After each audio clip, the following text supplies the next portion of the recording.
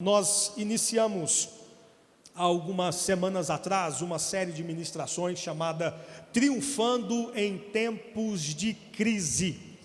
Eu reitero, nós estamos vivendo talvez o pior momento da nossa geração. Financeiramente e economicamente, grandes empresas, grandes marcas foram à falência, empresas fecharam, indústrias fecharam.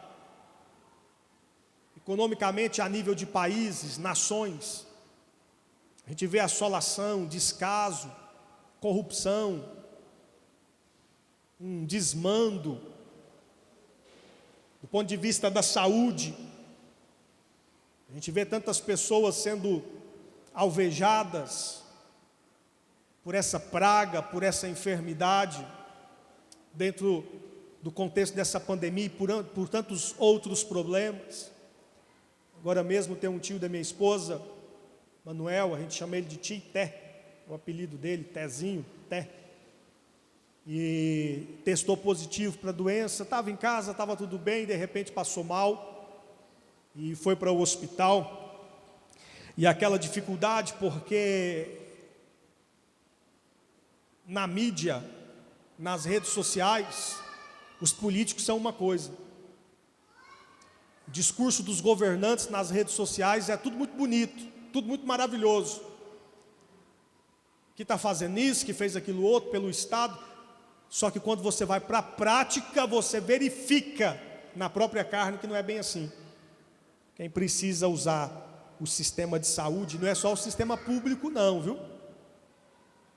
Tem gente aí que às vezes tem um plano de saúde e precisa utilizar, recorrer, passa apertado. Está lá ele desde ontem ou desde hoje cedo?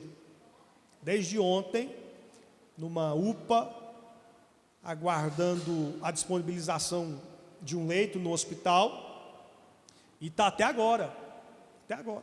Diz que o leito já saiu, já está disponibilizado, mas acredite se quiser, diz que não tem ambulância para transportá-lo. O mais difícil conseguir, o que for o leito, a UTI para levá-lo. Aí uma única ambulância para fazer esse deslocamento, tinha de levar o paciente não sei aonde, me parece que no outro município, aí tendo que aguardar a ambulância voltar, e por se tratar de um paciente que também está com Covid, aí a ambulância volta, vem uma equipe para higienizar a ambulância, tem que lavar, limpar, higienizar ela todinha, e aí é um transtorno, é uma demora, e está lá ele até agora, num cantinho lá, nessa unidade de atendimento, porque aí ninguém quer chegar perto. Tá com Covid, ninguém nem chega perto, né? Sem comida, sem um lugar para deitar, para descansar. Agora, a situação que ele está passando é o retrato de tantas outras pessoas.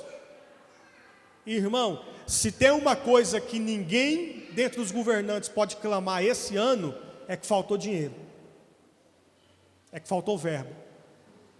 Que para Goiás mesmo veio um caminhão de dinheiro, veio um caminhão de repasse de verba federal. O governador não soube dizer até agora para onde que foi todo o dinheiro.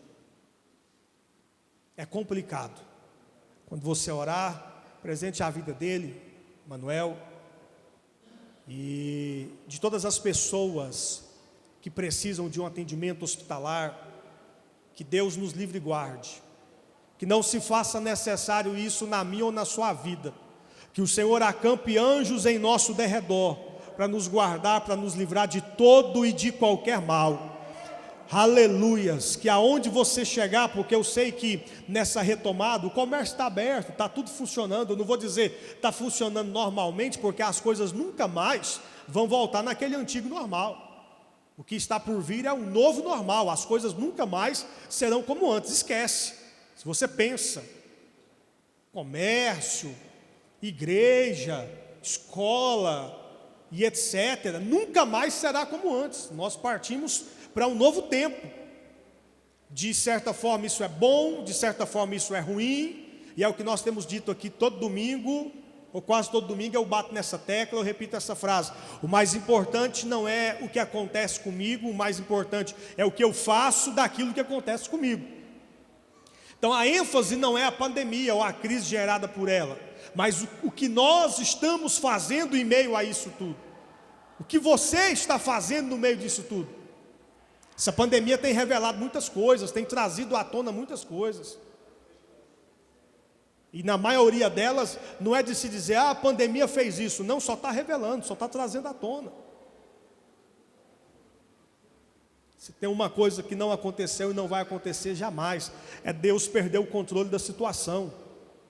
Então a gente ora, a gente clama, a gente busca o Senhor, até porque a gente confia que o controle está nas mãos de Deus, está e sempre estará nas mãos de Deus. A nossa fé, a nossa convicção tem que ser a mesma de Estevão. Você lê em Atos dos Apóstolos, Estevão foi o primeiro mártir da igreja. Foi morto a pedradas, foi arrastado em rua pública e lançado no chão, e as pessoas vieram com pedras e apedrejando aquele moço, aquele homem de Deus, que era diácono da igreja primitiva. E debaixo de pedradas ele dizia, eis que vejo os céus abertos, e Jesus Cristo, Filho de Deus, à destra do Deus Pai, dizendo, bem-vindo, ó bendito de meu Pai, bendito seja o nome desse Deus, aleluias. É essa a esperança do nosso coração, irmão. Nós sabemos que a nossa vida não termina aqui, há algo que nos espera no porvir, então não perca a sua viva esperança, não ouse colocar seus temores, seus anseios, seus medos, suas dúvidas à frente do querer de Deus para a sua vida. Descanse e confia, o controle continua nas mãos desse Deus que criou os céus e a terra. Ele cuida de você, Ele cuida de nós. Agora, o que não dá é para a pessoa entregar o controle na mão de Deus e não, deixa que eu faço, deixa que eu decido. Não, mas eu já entreguei para Deus. Mas eu tomo a decisão do jeito que eu quero. Eu vou para onde eu quero, eu faço o que eu quero. Não, mas é a minha vida, é a minha vontade. Eu estou precisando disso, eu quero fazer aquilo outro. Ou nós entregamos para Deus, ou nós não entregamos. E ele disse, os meus caminhos são superiores aos vossos, assim como o céu é mais alto do que a terra. Os meus planos são maiores do que os vossos. Agora perceba, plano de Deus para mim e a sua vida é plano de bênção, plano de paz, plano de vitória. Nós iniciamos nesse mês de agosto essa temática, agosto de Deus. Repete comigo, vai lá, agosto de Deus. Sei que você pode fazer mais forte. 1, 2, 3 e... Todas as quartas-feiras nós estamos numa campanha de oração e fé com esse tema, agosto de Deus. Deus não está de quarentena. Jeremias 29:11, o Senhor nosso Deus disse, sou eu que bem sei os planos que eu tenho para vocês. São planos de paz, são planos de bem e não de mal, planos de dar para vocês a minha paz e de fazê-los prosperar, dando a vocês uma esperança de um futuro. Deus está cuidando de tudo, meu irmão. Deus já tem tudo preparado, já tem tudo reservado, e tudo que o diabo mais quer é abalar a sua fé, desestruturar a sua confiança em Deus, é fazer você vacilar, é fazer você saltar do barco, é fazer você voltar atrás, é você sair do propósito, sair da visão. Mas eu louvo a Deus porque você continua aí firme. Eu sei que nem todo dia é dia de sorriso, eu sei que nem todo dia está maravilhoso. Tem dia que a gente chora, tem dia que a gente geme, tem dia que a gente sofre, tem dia que a gente padece, tem dia que está nublado, mas a palavra de Deus diz, o choro pode durar uma noite, mas a alegria vem pela manhã. Glória a Deus. E esse texto é forte, perceba que não está escrito, mas o sol vem pela manhã. Está escrito, a alegria vem.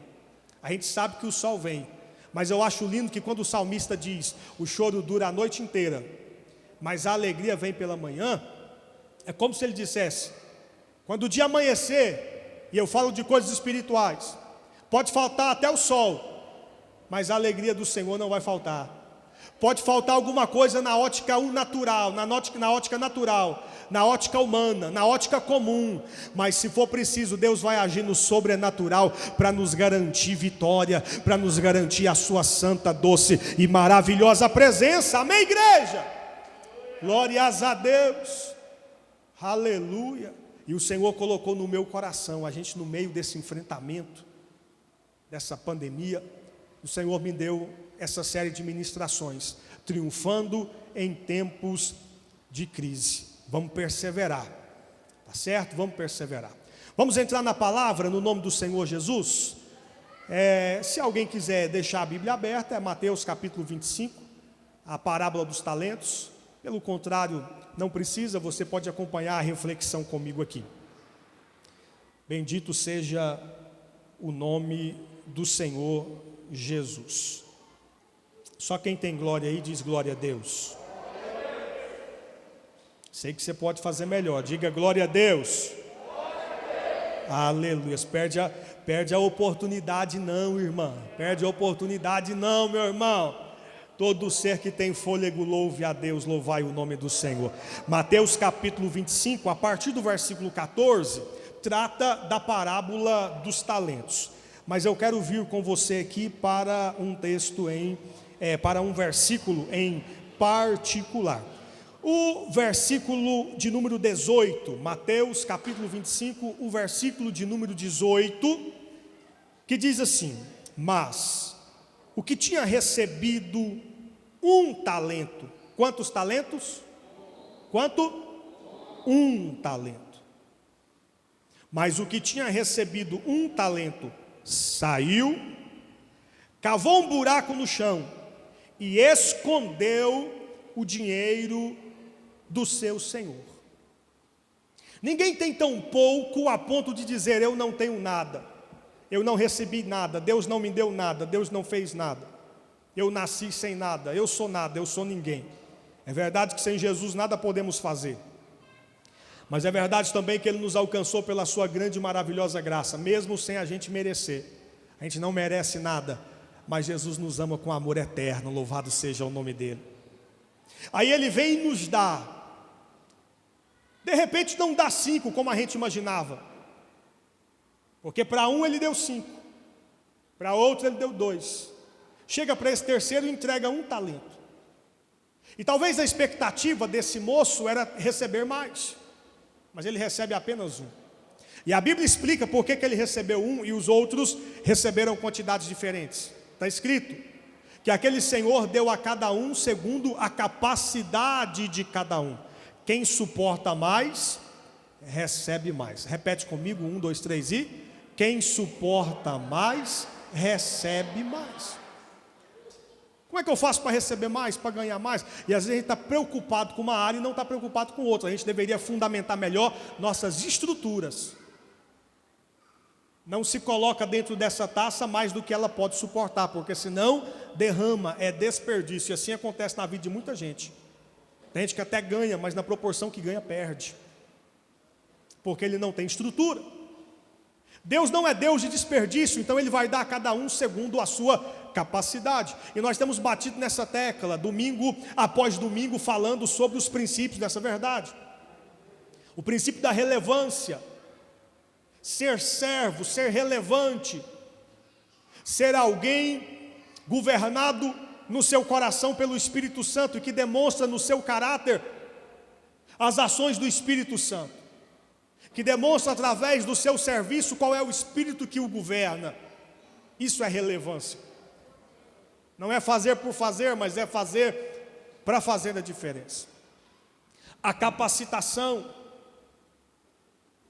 o crescimento, o desenvolvimento, o senso de urgência, de fazer, de colocar em prática, de começar, de não perder tempo,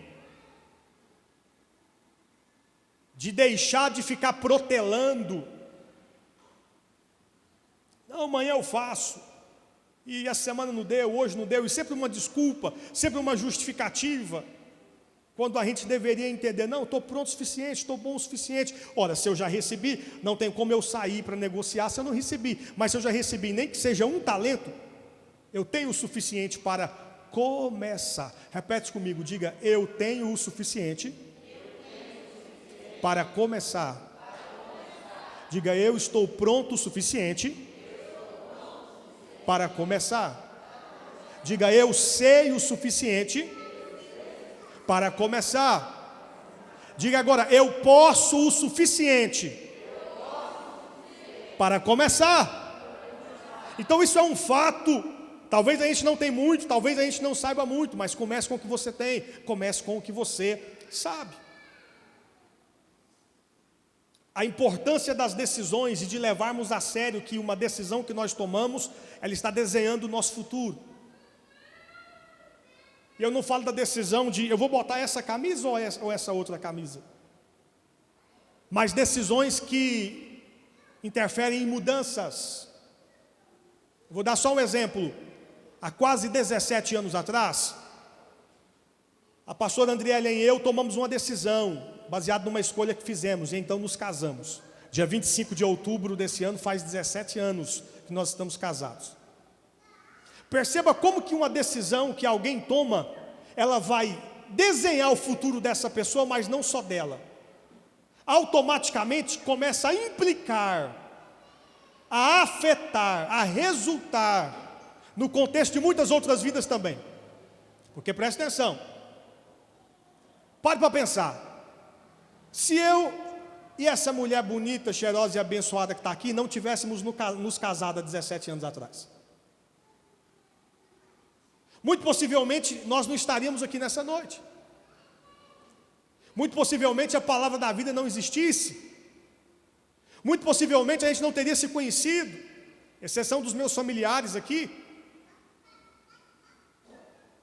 Todos os demais são pessoas que nós nos conhecemos posteriormente a essa decisão, movida por aquela escolha. E se a gente tivesse desistido quando o casamento complicou, quando veio a fase difícil, quando vieram as crises, quando deu vontade de parar, quando deu vontade de jogar tudo para o ar, hoje nós não estaríamos aqui. Perceba, uma decisão que nós tomamos há tempos atrás, ela implicou na sua vida, ela se relacionou às suas. Eu sei que você está aqui, é uma decisão fundamentalmente sua, mas ela está relacionada a decisões que são nossas. Você não está ilhado, você não está isolado. Eu gosto muito de um conceito que se chama efeito borboleta. E dentro desse conceito há um ditado que uma borboleta que bate as asas lá do outro lado do mundo provoca um tufão aqui. Não que as coisas funcionem necessariamente assim, mas eu acredito muito que de uma forma ou de outra todas as pessoas estão correlacionadas. Gente que você não conhece ainda, mas já há uma correlação, porque caminhos que você está trilhando, decisões que você está tomando, e do lado de lá estas pessoas também, vai fazer com que mais cedo ou mais tarde os caminhos se converjam, se cruzem, se encontrem. É só um exemplo para demonstrar o poder das nossas decisões. Então não brinque com isso, leve a sério. O que define os seus resultados não é as circunstâncias nas quais você está, não é a quantidade do que você recebeu, do que você tem. Ah, mas eu só tenho um, como esse homem só tinha um, e se deixou definir pela circunstância, pela quantidade, pelo que ele julgou ser pouco, pelo que ele julgou ser pequeno, se deixou limitar, agiu movido por limitações, ao invés de agir movido por possibilidades. Agiu movido por problemas, ao invés de agir movido por soluções. O que conta, na verdade, o que vai definir o meu futuro, o que desenha o meu destino, o que fundamenta os meus resultados, não está baseado na quantidade de recursos que eu recebi, mas sim nas escolhas que eu estou fazendo, nas decisões que eu estou tomando, em relação aos recursos que eu recebi. Então, se você quer saber a verdade, ninguém tem desculpas. A gente pode passar o resto da vida da gente dando justificativas, se vitimizando, culpando o A, o pai, a mãe, o B, o C, a esposa, o marido. Ah, eu não cheguei lá, viu, porque você não me ajudou. Ah, eu não cheguei lá porque o meu sócio me passou para trás. Ah, eu não cheguei lá porque fulano me traiu. Ah, eu não cheguei lá porque alguém me abandonou, alguém me deixou. Ah, não, eu estou indo embora porque alguém fez isso comigo. Não, e eu não sei o quê. E a gente pode passar o resto da vida da gente se justificando, para tentar diminuir o peso da nossa responsabilidade. Eu não digo culpa, eu digo responsabilidade, porque o sentimento de culpa é maligno, mas o senso de responsabilidade é essencial. A culpa te põe para baixo, mas você precisa assumir a responsabilidade na sua vida. Você é responsável pela sua história. Você não é culpado pelas tragédias que te aconteceu, mas você é responsável pela sua vida. E é a única pessoa na terra ativamente falando, porque todas as demais podem te ajudar passivamente. Porque toda e qualquer ajuda terceira não faz efeito se eu não for ativo no recebê-la. A única pessoa que ativamente é responsável pela sua vida é você mesmo. Porque você é a única pessoa capaz de mudar essa situação. É você quem tem as chaves. Seus pensamentos, suas crenças, suas convicções, seu comportamento, seus padrões, os seus valores. Ah, mas eu não posso, eu não tenho. Hoje eu quero chegar nessa quinta chave. Por que que aquele homem agiu tão errado? Por que que aquele servo que recebeu um talento foi lá, saiu, cavou na terra um buraco e enterrou o dinheiro do senhor dele? Ele tomou uma decisão, mas tomou uma decisão errada. E eu já falei aqui domingo passado, domingo retrasado, sobre o que fazer quando a gente não sabe o que fazer. E eu dei 6 dicas, 6 conselhos, 6 princípios que devemos praticar na hora de tomar decisões. Se você não lembra ou se você não viu, acesse o YouTube, o canal da nossa igreja, AD Palavra da Vida. Na playlist Triunfando em Tempos de Crise, é a mensagem de número 6. A mensagem de número 6. Eu falo desses princípios.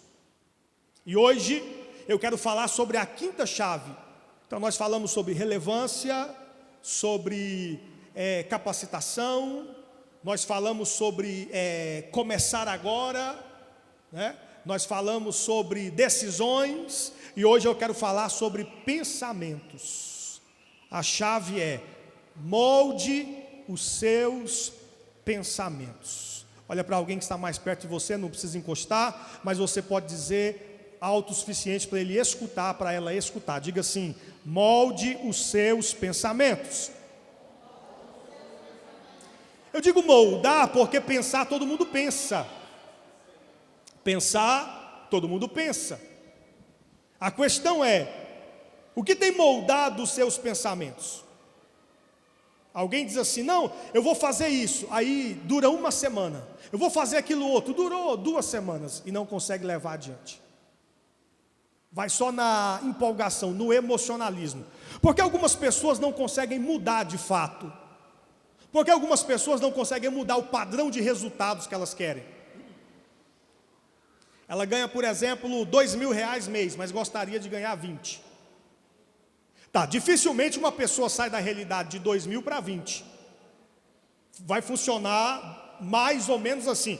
Ela ganha 2, aí ela entra num processo de evolução. De repente ela vai para 4, depois para 6 ou 8, depois para 10 ou 12, e ela vai evoluindo agora, e ela vai chegar àquela que era a meta dela, os 20. E eu estou falando de dinheiro porque é fácil de fazer a métrica, mas é assim em qualquer área da vida. Agora, o que é um problema? É que a pessoa diz assim: eu queria 20, mas eu só tenho 2.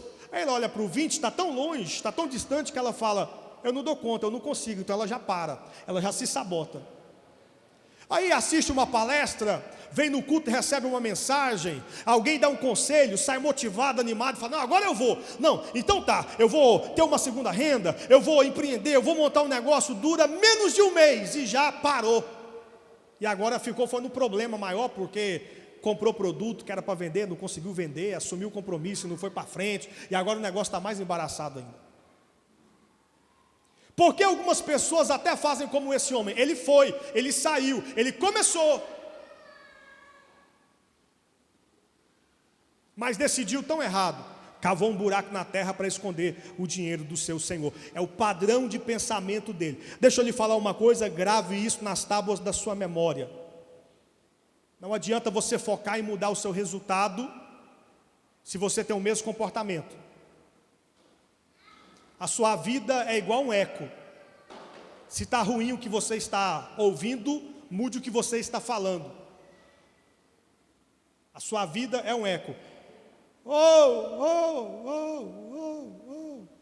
Está feio? Está ruim? Está sofrível? Está medíocre? Está uma vidinha bem mais ou menos, mas bem mais ou menos? Mude o que você está falando. Porque para uma pessoa adulta mudar o comportamento não é tarefa fácil. E eu falo a uma maioria de adultos aqui. Não é tarefa fácil. Ele consegue ficar um dia ou dois. Ele consegue ficar debaixo da chibata, do chicote. Não, porque aqui tem ordem, porque aqui tem essa regra, etc, etc. Mas não é genuíno dele. Ele só se comporta daquele jeito, naquele lugar, porque a regra daquele lugar determina aquilo. Mas ele não é aquilo. Como é que eu mudo o comportamento de alguém? Presta atenção, eu quero mudar meu resultado. Eu quero sair do ponto A e chegar no ponto B. Eu quero alcançar metas na minha vida espiritual, na minha vida ministerial, na minha vida familiar, na minha vida financeira, no meu trabalho, nos meus negócios. Eu quero alcançar meus objetivos. Agora, o que está me sabotando? O que tem me impedido? O que está me atrapalhando? Aí alguém diz, não, você precisa fazer isso, isso e isso. Eu vou te ensinar o segredo do que você precisa fazer e vai mudar a sua vida. Aí a pessoa vai lá, compra um curso, paga R$3.000 num curso do mentor fulano de tal. Maravilhoso. Master, Ultra, Blaster, Coach. Parcelou em 37 vezes. Não dá. Vou pagar em suaves prestações, às vezes não são tão suaves assim. Aí ela faz o curso um dia, 2, 3. No 6º dia já perdeu a energia, a coragem, a motivação. Já está sem graça. Porque alguém que está dizendo para mim o que eu devo fazer. Mas se eu não descobrir como que eu mudo o meu padrão de comportamento, não vai funcionar. Porque o meu cérebro já está configurado para me sabotar. O meu cérebro quer uma coisa. Aí o meu treinador vem e diz outra, o meu pastor vem e diz outra, o meu pai vem e diz outra, a minha mulher me aconselha outra, o meu marido me aconselha outra, e o fulano de tal que ficou rico, milionário, e disse outra coisa, mas o meu cérebro já está configurado num padrão, e ele vai me sabotar. Eu não consigo mudar um padrão de resultado sem mudar um padrão de comportamento, mas para eu mudar um padrão de comportamento, não basta querer agir diferente. Eu preciso mudar o meu padrão de pensamento, a minha mentalidade. Deus deu ao homem uma ferramenta extraordinária. Você pode chamar de imaginação, você pode chamar de poder do pensamento. Isso é extraordinário. Por isso que a Bíblia diz, pensai, olha para cá, pensai. Você tem que pensar, irmão, de propósito. Não é pensamento que fica vagando. Está escrito, pensai nas coisas que são de cima, não nas que são de baixo. É de propósito. Pega a sua mente e molde seus pensamentos. É o que a Bíblia está dizendo. Você pode usar de meditação bíblica. Você pode usar da técnica que é mais assertiva para você, mas você precisa pensar de propósito naquilo que é de cima, naquilo que é positivo, naquilo que é do alto, naquilo que é de Deus, naquilo que te faz crescer, não nas coisas ruins que te aborrecem, que te sabotam. É de propósito que você precisa moldar seus pensamentos. A Bíblia diz que Deus é poderoso para fazer em nós infinitamente mais do que aquilo que pedimos ou pensamos. Tem coisas que Deus não faz na vida de uma pessoa porque a pessoa não pensa que Deus pode fazer. Vou repetir. Tem coisas que Deus não faz na vida de uma pessoa porque a pessoa não pensa que Deus pode fazer. Você precisa começar pensando. Você tem que sonhar com a sua mente. Quando Deus chamou Abrão, Abrão era casado com uma mulher estéril, Abrão não tinha filhos. Aí Deus chama Abrão, ele ainda não tinha passado pelo processo para ser mudado a Abraão. Ele é chamado Abrão. Deus te chama do jeitinho que você está, viu? Você está pronto o suficiente para viver o projeto sobrenatural de Deus para a sua vida. Abraão não nasceu Abraão, isso é lindo, isso é maravilhoso, porque ele nasceu Abrão, ele nasceu humano, ele nasceu sujeito à falha, ele nasceu pequeno, ele nasceu limitado. Aí Deus chama ele com todos os defeitos dele. Falou: rapaz, vamos caminhar comigo, vamos viajar comigo, entra num processo comigo, vem viver comigo, aleluia. Aí lá na frente, como resultado da obediência e da fé daquele homem, ele venceu o processo para chegar a hora de Deus dizer: agora eu vou mudar a tua história, uma mudança sobrenatural. Porque começou lá, essa mudança começou lá atrás, quando você tomou a decisão de sair da casa do seu pai, da tua parentela e seguir a minha voz. Mas agora eu quero trazer uma mudança que vai ser um marco. E Deus mudou o nome dele de Abrão para Abraão. E mudou o nome da mulher dele de Sarai para Sara. Você pegou ou não? É tão extraordinário quando a gente vive uma vida na dimensão do propósito de Deus, que não só a gente é afetado, mas as pessoas que convivem com a gente são afetadas por essa conquista, por essa bênção também. Sarai nem estava lá, mas Deus falou: muda o nome dela também. Você agora é Abraão e ela é Sara. Bendito seja o nome do Senhor. Deus vai usar para você ser o divisor de águas na sua família, viu? Talvez na sua parentela até a geração passada foi de um jeito sabotador, limitador, de derrota, de problema. E não, a família é assim mesmo, vai viver nessa situação mesmo. E todo mundo na nossa casa é assim, não vai para frente até chegar em você. Você é o Abrão que Deus está chamando, e Deus quer fazer de você um Abraão. E quando Deus fazer isso, Deus vai olhar para quem está perto de você e vai chamar Sara. Está mudando você e está mudando a geração que caminha contigo. Está mudando você e está mudando a geração que vem posterior a você. Aleluia! Bendito seja o nome desse Deus, oh glória. Aí Deus chama Abrão. Um dia Abrão estava na tenda dele. Aí Deus chegou e disse assim, só com a voz: ei, redobre sua atenção, Abrão, sai da tenda, sai do quarto, sai da barraca, vem dar uma voltinha aqui fora. Os historiadores se baseiam em algo que está nesse texto e falam um negócio que é extraordinário. A gente fica meio doido com essas coisas, mas Deus é lindo. Porque Deus chega para Abrão e diz assim: olha para o alto. E Abraão olha. Aí Deus fala: quantas estrelas do céu, se é que as pode contar. Você quer saber um detalhe? Era dia, não era noite. Deus chamou Abraão para o lado de fora, debaixo do sol quente. Não tem uma estrela visível no céu. E Deus diz: conta. Se contar estrelas que se podem ver já é um negócio praticamente impossível, nem a ciência sabe quantas estrelas tem ao certo. Se contar as estrelas que se podem ver já é um negócio humanamente impossível, como é que a gente conta o que a gente não pode ver?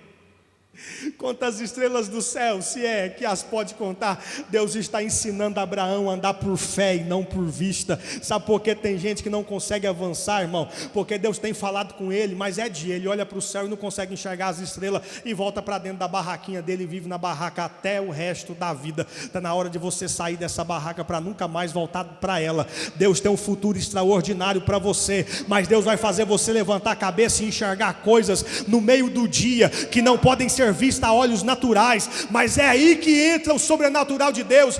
Deus não quer te fazer enxergar com os olhos, Deus quer fazer você enxergar com a mente. Molde os seus pensamentos. O que Deus está dizendo para Abraão é: imagina, Abraão. Senhor, está de dia, eu te dei imaginação. Senhor, mas eu não sei, eu te dei imaginação. É o que Deus está dizendo para você. Aonde você quer chegar no seu casamento, aonde você quer chegar na sua família, aonde você quer chegar nos seus negócios, aonde você quer chegar no seu ministério. Imagina com Deus. Deus é Deus de imaginação. Deus é Deus de plano, de projeto e de sonho. Deus nunca fez nada repentinamente. Antes de Deus criar todas as coisas, Ele sonhou, Ele imaginou. Antes de Deus Deus criar o homem, Ele sonhou, Ele imaginou. Está escrito em Gênesis 1, 26 e 27, façamos o homem. Ele não começou a fazer, ele está imaginando. Façamos o homem a nossa imagem e a nossa semelhança. Eu vou botar dois olhos no rosto dele. Eu vou botar um nariz bem feito, igual o nariz do pastor Celiomar, assim, ó, com dois buraquinhos, com duas narinas. Eu vou botar duas orelhinhas eu vou botar maiorzinha. Tem gente que vai dizer assim, ó, abaninho, mas eu vou botar uma orelhinha do lado direito, outra orelhinha do lado esquerdo.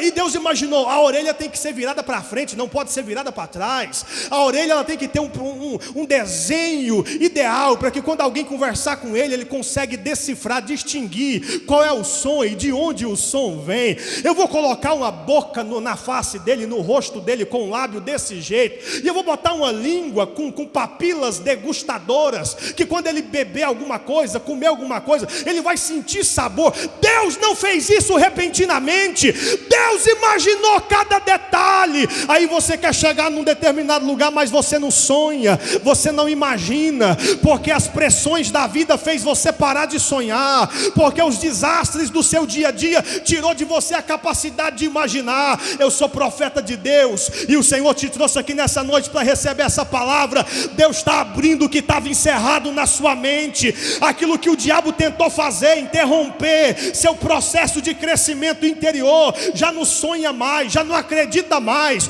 já não imagina mais, já não desenha na mente mais. Se prepara, porque a partir dessa noite Deus está destravando o seu entendimento. Ou você vai começar a ter sonhos extraordinários, você vai se ver no trânsito e de repente vai vir uma ideia, e você está viajando na maionese, e alguém vai dizer para você assim, o que é isso, que ideia é essa? Você vai dizer, eu estou viajando é com Deus, rapaz, eu estou imaginando cada coisa aqui, meu Deus do céu. Esse é o poder dessa ferramenta que Deus nos deu.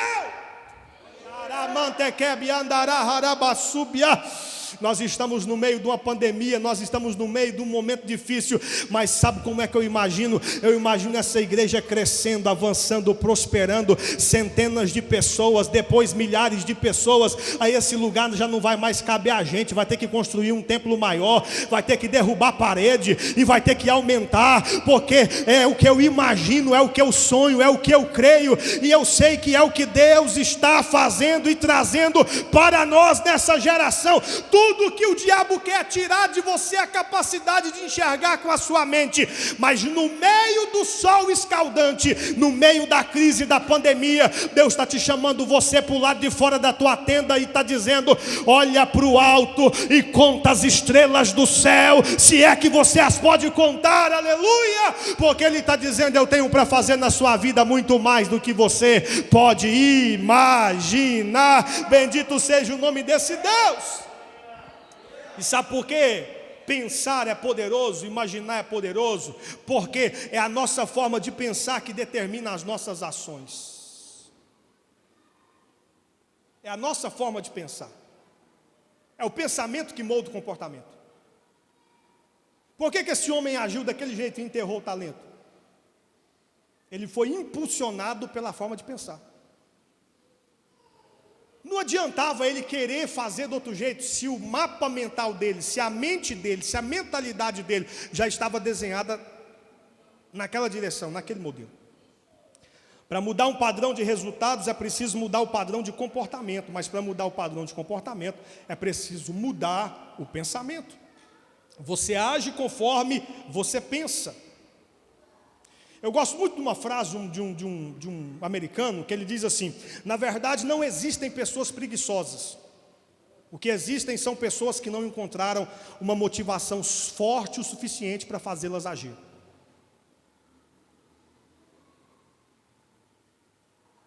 O que é que motiva você dentro de você mesmo?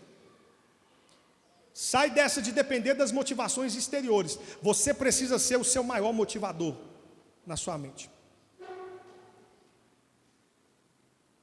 Se eu chegar para alguém aqui e falar, eu preciso que você me arrume aí 50 mil reais até o final do ano, viu?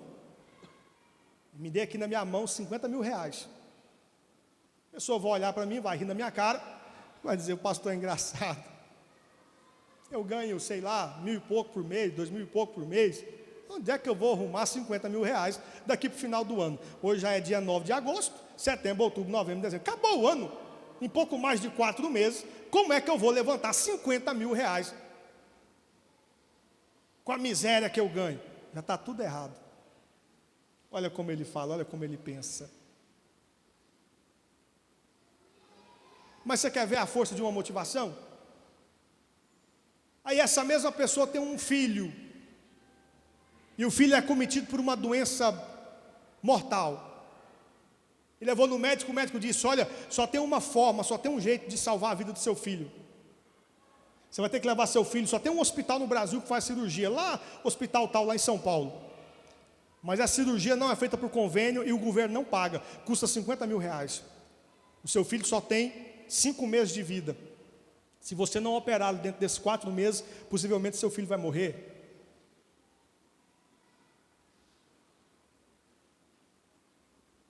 Muda ou não muda o cenário? Porque na primeira, o cérebro do indivíduo está assim: que arrumar 50 mil reais para botar na mão do pastor o quê, rapaz? Eu vou viver aqui minha vidinha com meu dinheirinho, está tudo certo. Só porque agora, diante dessa situação, o meu cérebro começa a buscar soluções. Porque o que me liga, no meu caso, a minha filha, é maior, são crenças. A minha crença, enquanto pai, de como eu preciso ser enquanto pai, hoje é dia dos pais, de como eu preciso agir enquanto pai, de como eu preciso amar a minha filha enquanto pai. E eu acredito que eu, enquanto pai, sou responsável por ela. Minha filha tem 10 anos, e eu sou protetor e eu sou provedor. Eu preciso cuidar, eu preciso prover. Ela tem 10 anos, não é responsabilidade dela arrumar 50 mil reais para pagar a cirurgia. Eu sou o pai, a responsabilidade é minha, e eu, enquanto pai, preciso fazê-lo. Essa convicção, ela é mais forte do que a primeira. Essa crença, ela é mais poderosa do que a primeira. Então agora o meu cérebro começa a processar pensamentos e buscar caminhos. Como é que eu vou fazer para arrumar 50 mil? Como é que eu vou fazer? Eu preciso levantar 50 mil, irmão. E o camarada vai vender água no farol, o camarada vai pedir dinheiro emprestado, o camarada vai vender picolé, o camarada vai capinar lote, o camarada vai vender tudo que tem na casa, o camarada vai para a internet, ele vai fazer um apelo, ele vai pegar o carro, vai fazer uma rifa, ele vai fazer o que for, mas ele se vira e vira 50 mil reais dentro de 4 meses para pagar a cirurgia da filha dele. Mas não vai deixar ela morrer por causa de 50 mil reais. Porque nessa hora o cérebro começa a dizer assim: rapaz, tem gente que ganha 50 mil reais por mês. Não, tem gente que ganha 50 mil por semana. Não, eu conheço gente que ganha 50 mil por dia. Não, tem um jogador fulano de tal que ele ganha 50 mil por hora. O meu cérebro, que antes buscava uma série de justificativas para eu não fazer, agora ele começa a me dar possibilidades. Ele começa a dizer: é possível, tem gente que ganha isso, tem gente que faz isso, tem gente que pode isso. E se tem gente que faz, se tem gente que pode, você pode também. Então a grande questão é: eu preciso descobrir o que me motiva. Não adianta eu querer chegar a algo se eu não me fundamentei das motivações necessárias. Não existe pessoas preguiçosas. O que existe são pessoas que não encontraram uma motivação forte o suficiente para agir. Quase sempre as pessoas ficam desmotivadas facilmente, porque possuem um mapa mental estruturado de maneira equivocada. Presta atenção. Suas crenças e as suas convicções, bem como os seus valores, moldam o padrão dos seus pensamentos. Então você age conforme aquilo que você crê. Você age como você pensa. E como você pensa? Você pensa baseado no que você acredita, no que você considera valioso. São suas crenças e são os seus valores. Crenças e valores determinam pensamentos. A forma como você pensa. A forma como você pensa, ela é originada das suas crenças e dos seus valores. Então, quando eu digo você age conforme você pensa, na verdade eu estou dizendo, você age conforme aquilo que você crê. Se eu tiver uma crença errada, se os meus valores estão mal estabelecidos, fatalmente eu vou pensar de um jeito sabotador, de um jeito limitador. Tem uma frase que ficou famosa: se você acredita que isso vai dar certo, ou se você acredita que isso vai dar errado, você está certo. é o que você acredita. Quem disse isso?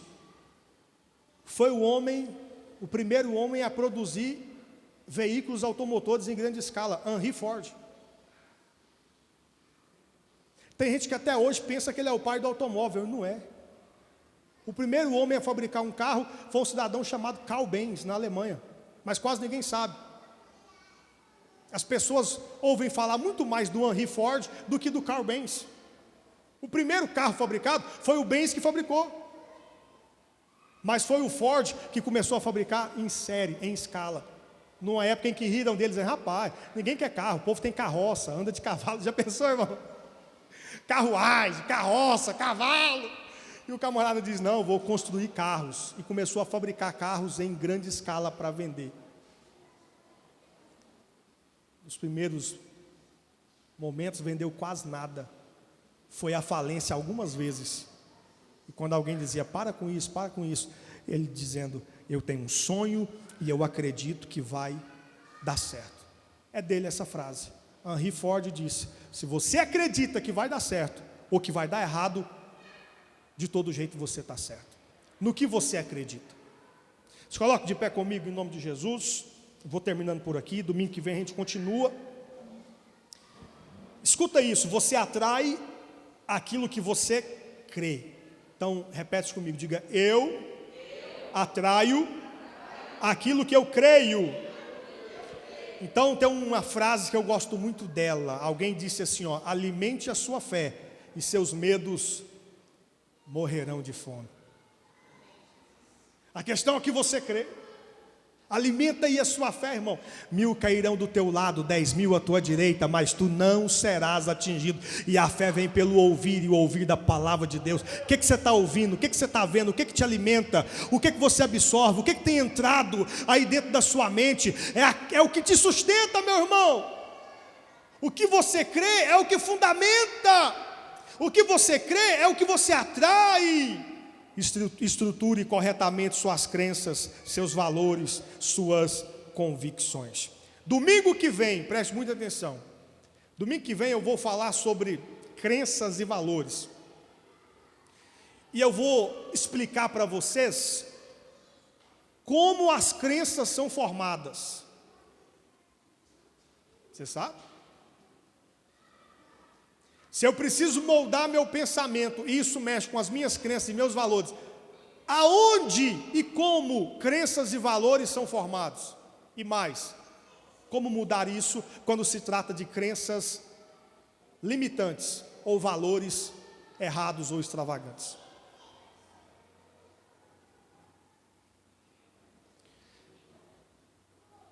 Tem pessoas que sofrem com crenças que são hereditárias, ou que são pessoais, ou que são sociais, ou que são religiosas.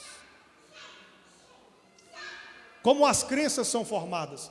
Domingo que vem, tem um irmão aqui da nossa igreja, que nós começamos acho que foi no ano passado, um projeto aqui chamado Segunda de Graça, não era? Segunda de Graça? Nós começamos aqui a Segunda de Graça. E aí nós entramos nessa seara na época. E eu lembro que a última segunda, nós falávamos sobre crenças limitantes e como vencer, como quebrar crenças limitantes. E nós precisamos interromper aquelas segundas-feiras e nunca mais retomamos. E tem um irmão aqui na igreja que ele falou, pastor, não faz isso comigo. Eu preciso aprender como é que eu vou quebrar as crenças limitantes. Rapaz, domingo que vem, nós vamos entrar nesse mérito. Isso é extraordinário. Deus vai levar você a viver o extraordinário de Deus na sua vida. Como mudar a sua mentalidade, suas crenças, suas convicções. Como alcançar tudo que Deus tem para você. Como triunfar em meio às crises. Como ser mais do que vencedor. Deus tem o melhor para a sua vida. Quantos acreditam nisso? Diga amém.